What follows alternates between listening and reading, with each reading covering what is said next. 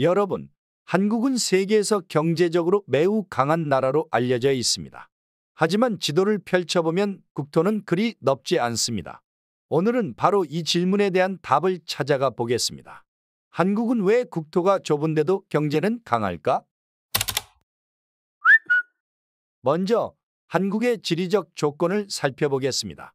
한반도의 면적은 약 22만 제곱킬로미터, 세계 전체 국토 면적의 약 0.2%에 불과합니다. 하지만 이 작은 땅은 놀라운 성장을 이루어냈습니다. 2024년 기준 국내 총생산 GDP는 약 1조 7천억 달러에 달합니다. 세계 10위권 경제 대국이죠.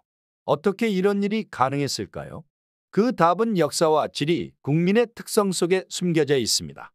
첫째, 지리적 이점입니다. 한국은 동아시아의 전략적 요충지에 위치해 있습니다. 서쪽으로는 중국, 동쪽으로는 일본, 북쪽으로는 러시아가 자리합니다. 이 거대한 경제권의 교차로에 위치한 덕분에 일찍부터 무역과 외교가 활발했습니다. 조선시대에는 중국과의 교역이 활발했고, 근대화 이후 일본, 미국 등과 경제 관계를 맺으면서 산업 기반을 넓혀왔습니다.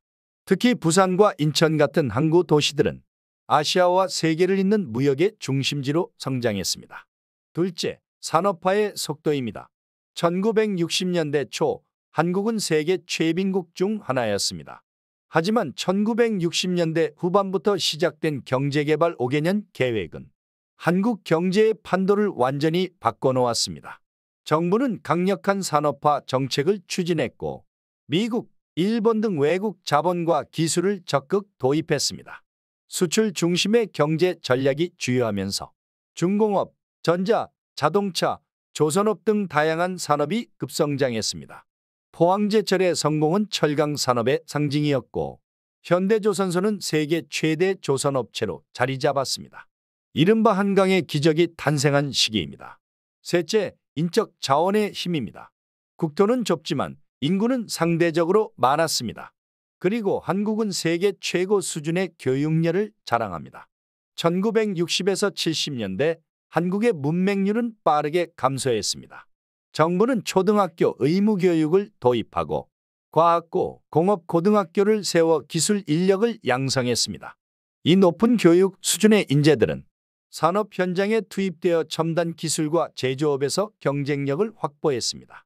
특히 삼성, LG, 현대 같은 글로벌 기업들은 이 인재들을 바탕으로 세계 시장을 적극 공략했습니다. 넷째, 위기 속의 기회 포착입니다. 한국 경제는 수차례 큰 위기를 겪었습니다. 1997년 외환위기, 2008년 글로벌 금융위기 등 그때마다 한국은 고통스러운 구조조정을 거쳤지만 그 과정을 통해 한 단계 더 성장했습니다. 예를 들어 1997년 이후 한국은 IT 산업과 반도체 산업에 집중 투자하며 새로운 성장 동력을 만들어냈습니다. 삼성전자는 세계 반도체 시장 1위 기업이 되었고 LG와 SK도 글로벌 전자에너지 시장에서 영향력을 확대했습니다. 다섯째, 문화와 소프트 파워입니다. 최근 들어 K-팝, K-드라마, K-푸드, K-뷰티 등 문화 콘텐츠가 세계적으로 주목받고 있습니다. 이는 단순한 문화 수출을 넘어서 한국 브랜드 전체의 가치를 끌어올렸습니다. 관광, 소비재, 식품 산업까지 긍정적 효과를 주며 경제 전반에 파급력을 발휘하고 있습니다. 예를 들어 방탄소년단이나 블랙핑크의 성공은 한국 기업의 글로벌 마케팅에도 큰 힘이 되었습니다. 여섯째, 기술 혁신과 디지털 경제입니다. 한국은 인터넷 강국으로 불립니다. 초고속 인터넷 보급률 세계 1위, 5G 상용화 세계 최초 등 정보통신 분야에서 선도적 역할을 해왔습니다. 이러한 기술력은 게임, 핀테크, 전자상거래 등 신산업의 성장에도 결정적 역할을 했습니다.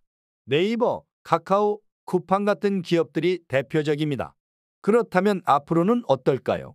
한국은 여전히 좁은 국토라는 한계를 안고 있으며 저출산과 고령화라는 새로운 도전도 맞이했습니다. 하지만 과거에도 위기를 기회로 바꿔온 한국. 지속적인 기술 혁신과 인재 양성, 그리고 문화 산업의 확장은 앞으로도 경제 강국의 지위를 유지하는 열쇠가 될 것입니다. 더 나아가 친환경 에너지, 바이오헬스, 우주항공 등 미래 산업에서도 한국은 적극적으로 투자하며 새로운 성장 동력을 찾고 있습니다. 좁은 땅이지만 그 안에서 끊임없이 변화를 만들어내는 나라. 그것이 바로 한국 경제의 진짜 힘입니다. 오늘의 이야기는 여기까지입니다. 시청해 주셔서 감사합니다.